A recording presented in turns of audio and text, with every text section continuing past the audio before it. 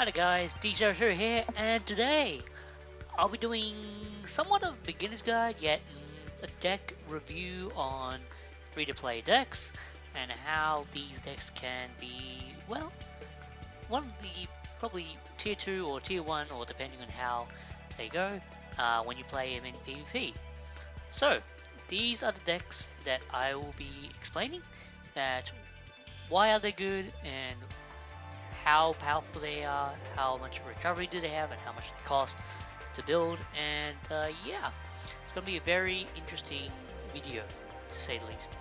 And I'll be doing this all in one take, and hopefully I can get this all good quickly. Anyway, so the first deck, well, in my opinion, there are all kinds of decks that can be budget friendly, but some of them require a bit of I guess you could say oomph into them. What I mean by oomph is that they require certain high rarity cards like ultra rares, super rares, and all those cards. Like let's say Cosmic Cyclone, Enemy Controller, Enemy Controller, those type of things. Except Enemy Controller is now turned into a more of a budget card, and it's no longer harder to get than it once was. So these are the decks that I will be explaining that will actually, well, they're actually pretty cheap and very easy to make. From 1 to 5, there's actually going to be 5 decks. So 5 decks in terms of how expensive and how powerful they can be, but also how much time or how much it will cost and how much it will be effective when you're playing this in PvP.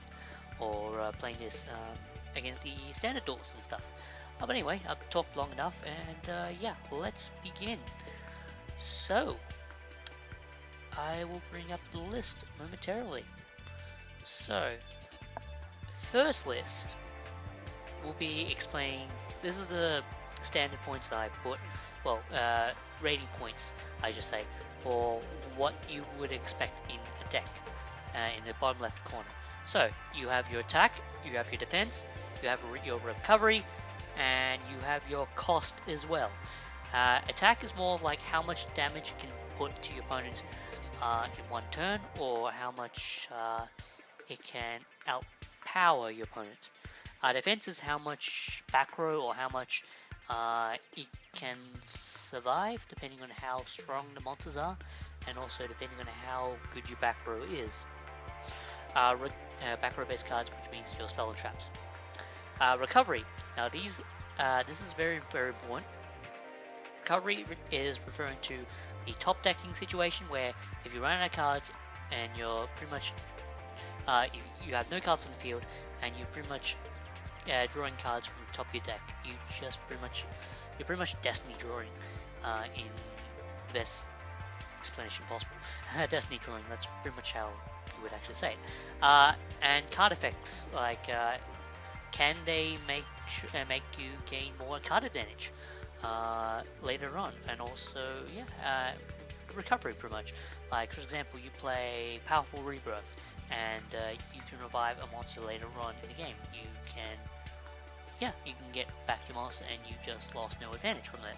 You lost your monster early on in the game, so that was a -1, but you get your back your monster, so it's a +0, or technically it's a minus. It's actually a +0, but it's also a +1 at the same time later on in the game, depending on how both players' fields are set up. And also for cost is referring to how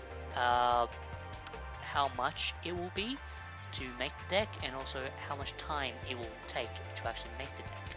So, the first deck I like to place on the list is Aliens. Now, Aliens are a very, very budget deck that just came out just recently in the new box Abyss Rising? No, Abyss Rising is Abyss something like that. I can't remember. Let me check it one real second. Abyss Encounters. So in this deck, in this box, you can get mostly like alien cards such as what's a good one, for example? Let's see. Like for example, Alien Overlord.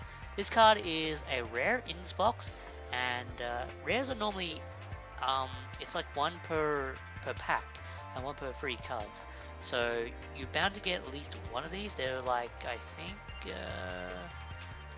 how many is there? I have no idea. I think around 80 to 100 rares, maybe, depending on how the box stacks up. Because in the mini boxes, there are around, I think, 10 rares in each one for each card. So yeah, I think there's like about 5 or 4 of these, depending. Anyway, Alien Overlord's a rare, and your other cards are mostly going to be rares as well, such as a cell combination device. This card is very, very important when you're playing in Aliens. This is a must, a free of, whilst Overlord is like a 1 to 2 ofs, depending on how you build your deck. And also there are other cards such as Alien Kid. Let's see, what's another one? Like for example, Alien Grey, Alien. Where's another good Alien card? Oh, this one. Alien Warrior. Mostly these cards are going to be commons and rares, just to give you an idea. So the deck is very, very cheap in terms of its costability and also its power. Its power is not too bad. I can give you a list in a second, but at the moment I just want to give its ratings. So for Aliens, I gave this this deck a power of 4 for its attack, because it can do quite a lot of damage, and the A counters actually matter a lot because they weaken your opponent's monsters, and there's pretty much, in a way, it's like a debuff, but also it's a buff in a way. It's strength buff, so aliens get more power depending on how many counters your opponent has. Stronger, well, your opponent's monsters are weaker, so technically they haven't done much. But yeah, as for defense, they actually have a bit of a hard top deck situation. They can top deck pretty well, but oh wait, that's recovery.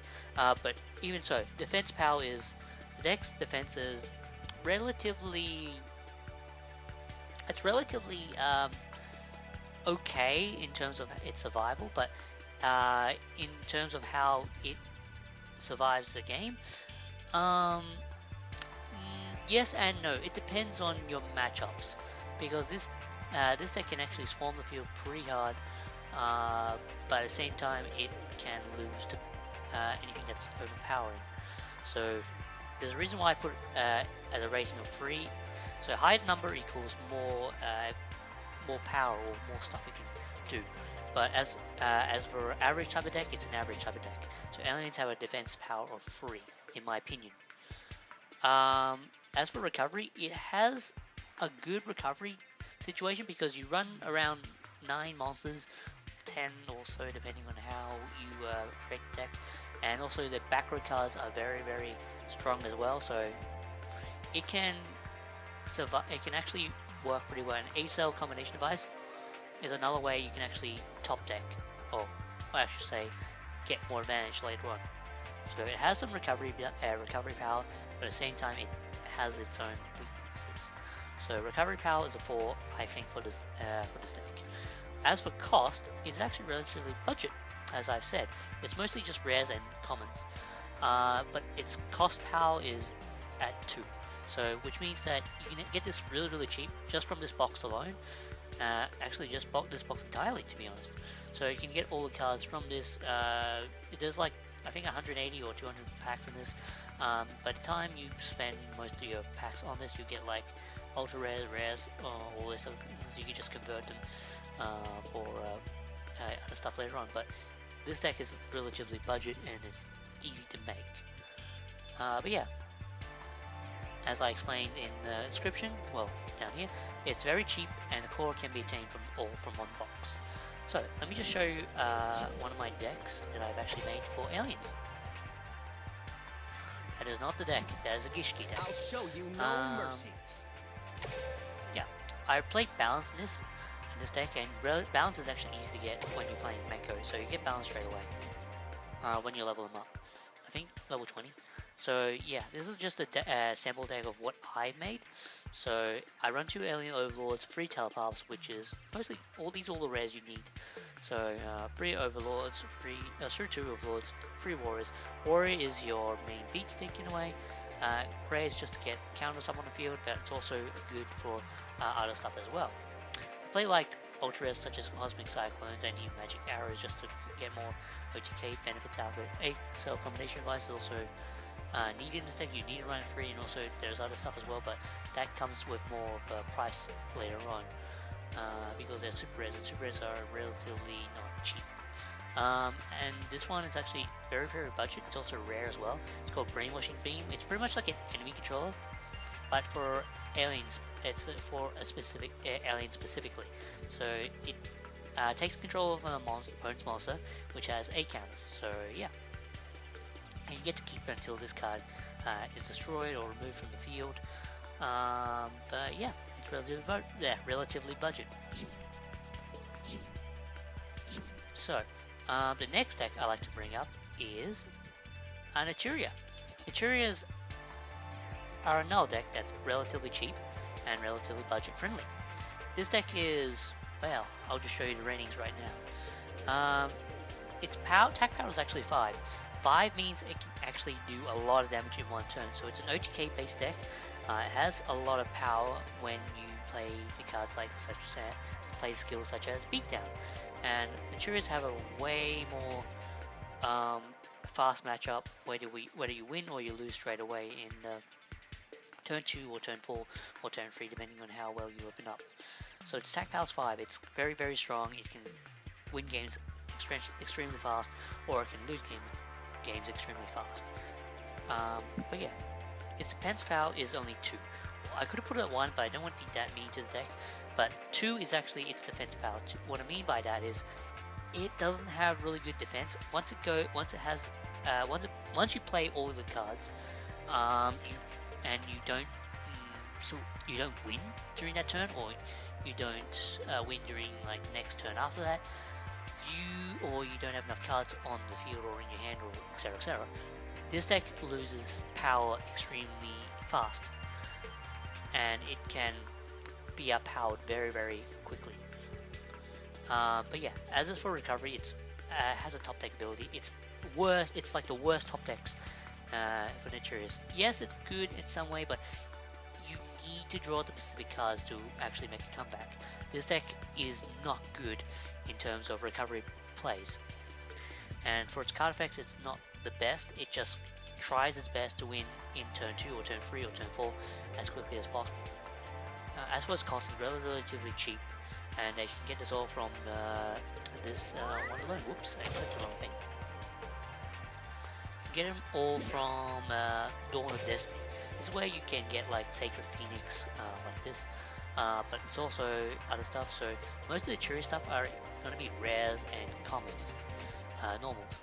So you can get the deck relatively cheap, and they even have a specific counter trap where if they activate spell traps and you have at least 1 card in your hand and you have an Eteria on the field, you can negate destruction and then send 1 card from your hand to the graveyard.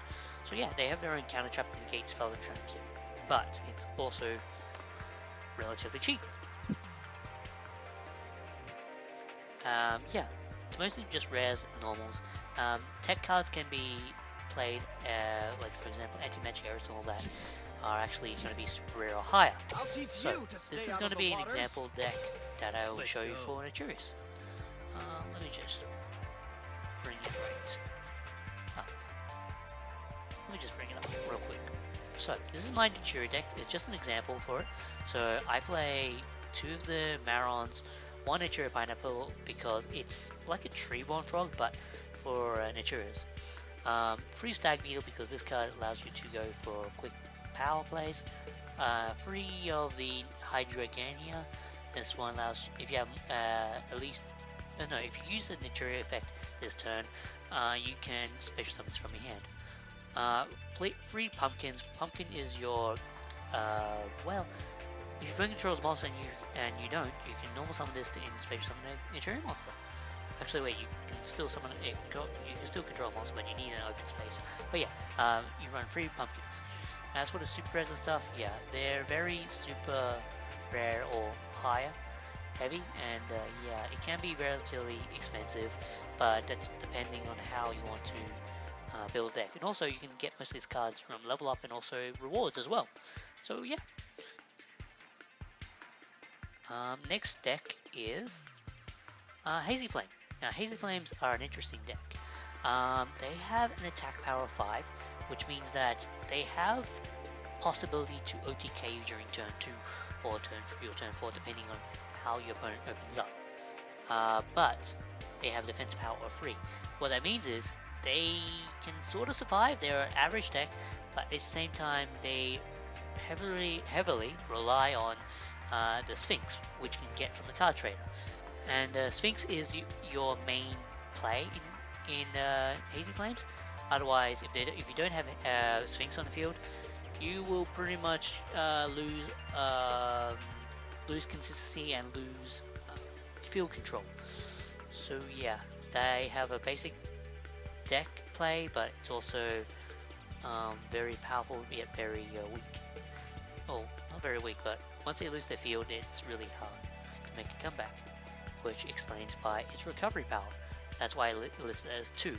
Its recovery power is very, very not good, but if you have a Sphinx on the field, you'll find at least one Sphinx on the field, because you can just mill the top card of your deck and you call it right.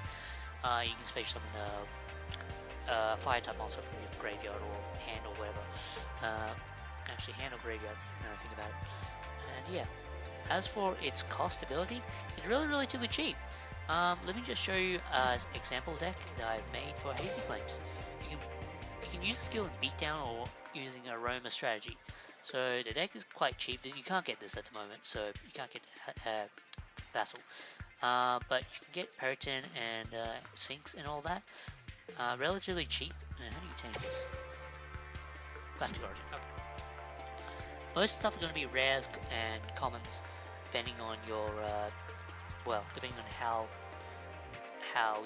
you construct your deck. But it's mostly just commons and rares, and it's relatively cheap. And let me just show you my Aroma strategy deck for this, if you're playing and running Aroma strategy.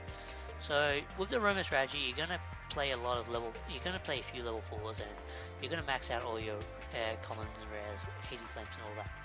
So that's one of the downsides of having a lot of super rare or high cards. It can be relatively budget, but at the same time it can be very very expensive.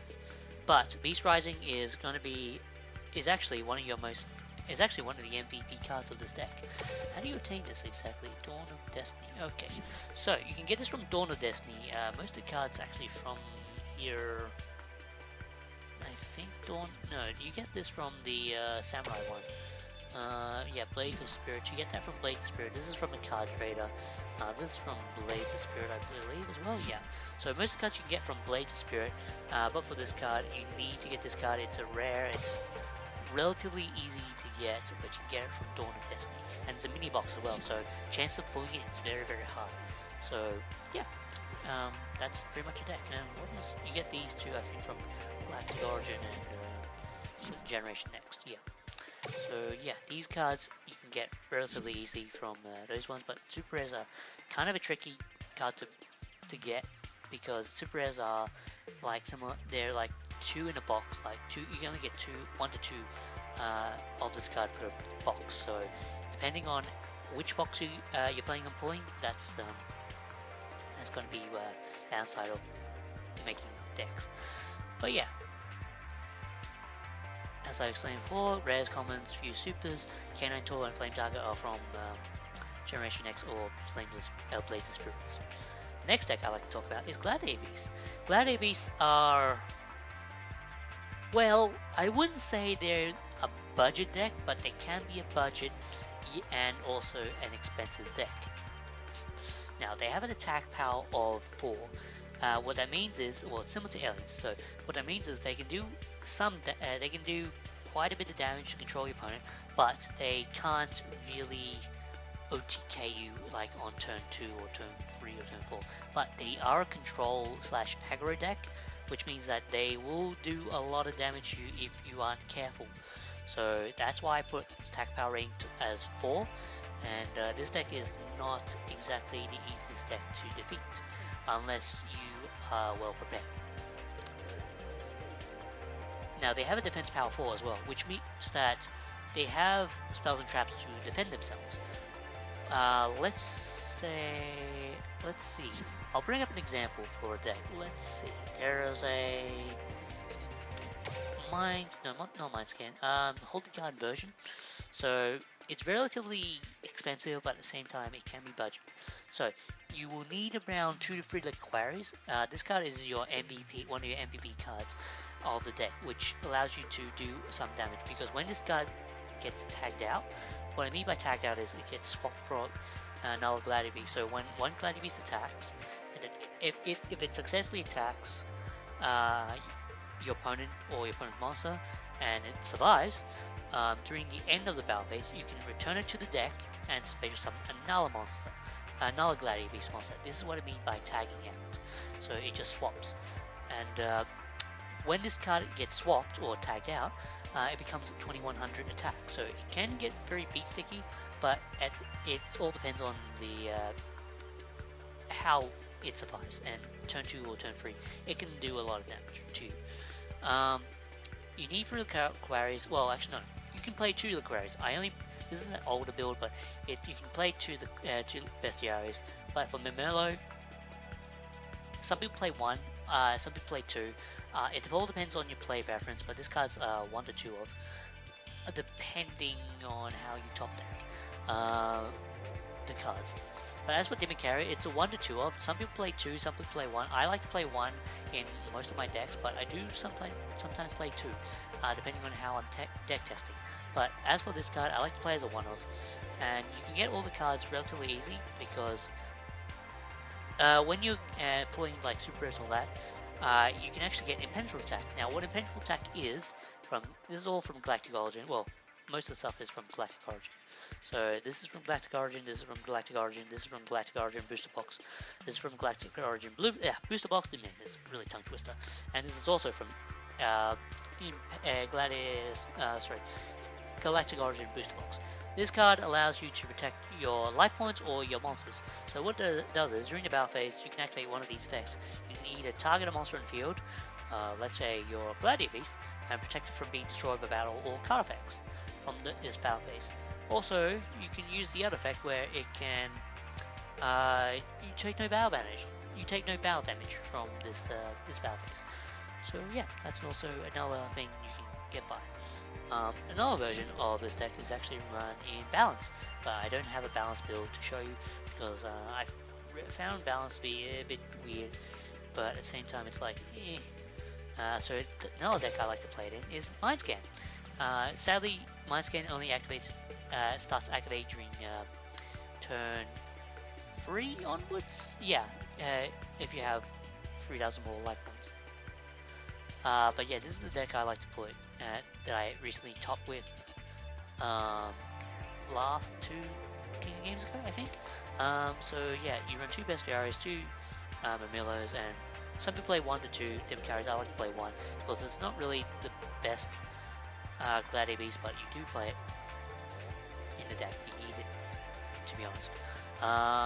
Cosmic Cyclones are going to be very pricey, but this is just an example of how I play my deck, and it's worked relatively well, but at the same time it can be pricey, but you can also make it budget friendly as well.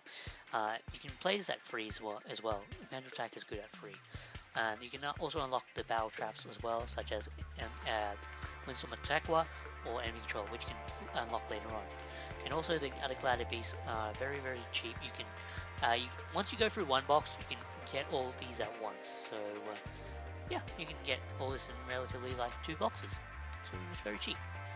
But yeah, they have a recovery power of 3, and also it depends on how you build a deck, so they have a cost value of 5. So be careful on how you build this. The more techie cards you play in the deck, high rarity techie cards, I should say, tech cards, the more expensive it will get, and well, you'll be able to win more depending on how you play the deck or play your hand. But yeah, more super cards equals more expensive. It's also time consuming to get gems as well. So yeah, that's for the decks. The last deck is Dinosaurs. Now let me just explain one thing. Dinosaurs are a type of deck where it takes a bit of time to actually make. Dinosaurs aren't exactly the most I wouldn't say they're the most easiest to get, but they're a relatively budget-friendly deck to actually make if you're planning on playing PvP later on. They're good tier 2, tier 1.5 to 2 deck depending on your matchups. But this deck is, its power is amazing, and its also recovery power is somewhat alright, but it can also do quite a lot at the same time, depending on how you set up your attack cards in the deck. But yeah, they have attack power 4, which are very similar to Glads and Aliens. They can do a lot of damage, but at the same time, they have that one particular thing where if they can't get over anything, they need their tech cards to survive.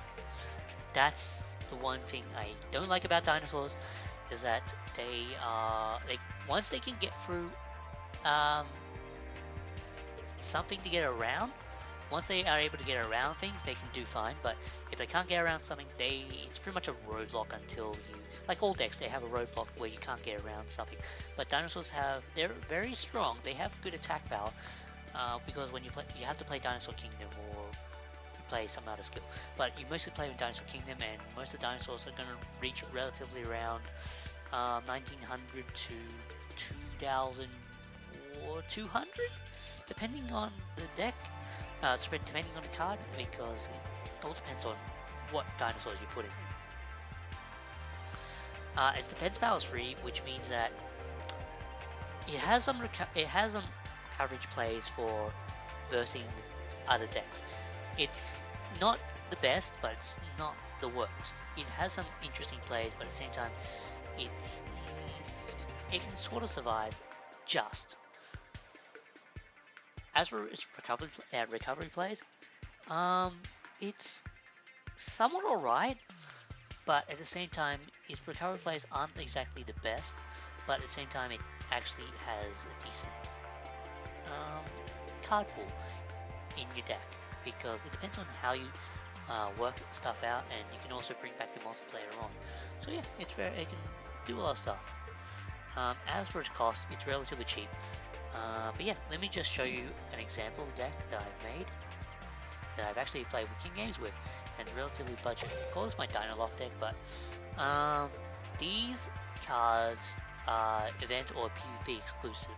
So you can only get Black Brachios from PvP rewards, like I'll show you right now, how to obtain. You only get it through ranked duels. But as for this one you can only get, well, you could only get it previously from the Tag Duel tournament, but since it's off, well, since we don't have it anymore, you can't get it. But you can also trade it for a, what's that other dinosaur called? Sabersaurus? Whoops, I might have spelled it wrong. Yeah, this card. Sabersaurus, let me just scroll down real quick. Sabersaurus is a 1900 beat stick, which is relatively good, and yeah, you can replace it for Salamander as well, because it's actually stronger than Salamander. You can get this through PvP, but I recommend building towards this when you can. As for Hydrogeddon, it's actually a 1900 beat stick when you have Dinosaur Kingdom on field, and it swarms the field pretty fast when it destroys opponent's monster. So yeah, it's relatively easy to get, but at the same time it's relatively hard to get, because you have to unlock Bastion first, which is kind of a pain, because you have to fulfill the requirements to unlock him, and that can take a while to do, depending on how you do it. But once you've unlocked him, you're fine. You can get Hydrogeddon from level up rewards. Let's see, how to obtain. You can get it from Bastion's starter deck when you unlock him, and also Hydrogeddon is actually a level up reward where you can get one of them later on. You can start off with 2, but you can get the third one later on when you're leveling up Bastion. So yeah, relatively cheap. Most of the cards are going to be tech-based cards, which are going to be very, very pricey. Just keep that in mind if you're playing this deck. It's cheap, but also very cost budgety. Best way I can explain it. But yeah, oops. But yeah, you need to unlock Bastion, and you can get the stuff for level up rewards. Sabersaurus is also another good replacement. You can get from Blades of Spirits, and the other cards are PvP events, PvP rewards or event rewards, which you need to unlock. But since you can't get well, you can't get a Salamandra at the moment, you can just replace it for a what's that card? The Sabersaurus instead. But most of the cards are going to be very budgety, but also very costly. So yeah, this is my well, I guess you could say it's not really a beginner's guide, but it's more of a beginner's guide for people to have a name for what they want to build. At the moment, aliens are the most budget, and they're also tier 1 at this very moment, until we get more booster box stuff later on, which this list might change depending. But this is just a example of what you should aim for, and what you could get, or what you can build and to aim and strive for. There are other decks that are also cheap, or budget or cost effective, but they require you to have a lot of tech cards like this deck right here that I'm running for dinosaurs. They are very high rarity exclusive, well not exclusive, but high rare, well most of the cards are high rarity exclusive from events and all that, but the cards that you can get from booster boxes are also high rarity, so it's going to be a bit tricky to get, but at the same time it depends on how you unlock them, or how you get them from your booster boxes later on down the line. So dinosaurs and also other decks, I suggest you strive for a goal for that, just to get dinosaurs last. But if you're playing Glads, you can get either Glads or dinosaurs. Glads are always going to be one of those decks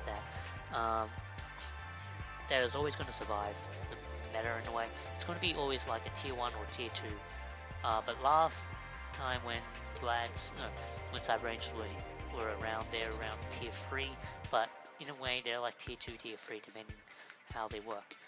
But yeah, that's all I gotta say for, yeah. Well, budget beginner's guide for PvP decks. So yeah, I hope you guys enjoyed this video. Please rate, comment, and subscribe. And yeah, sorry I haven't made a video in a while. If you stick to the very end, please like and place a comment below if you can. But yeah, this is DCRS. I hope you guys enjoyed this video, and I hope you guys hope to see you guys next time. Oh, I just down on some words there. See you guys next time. Bye.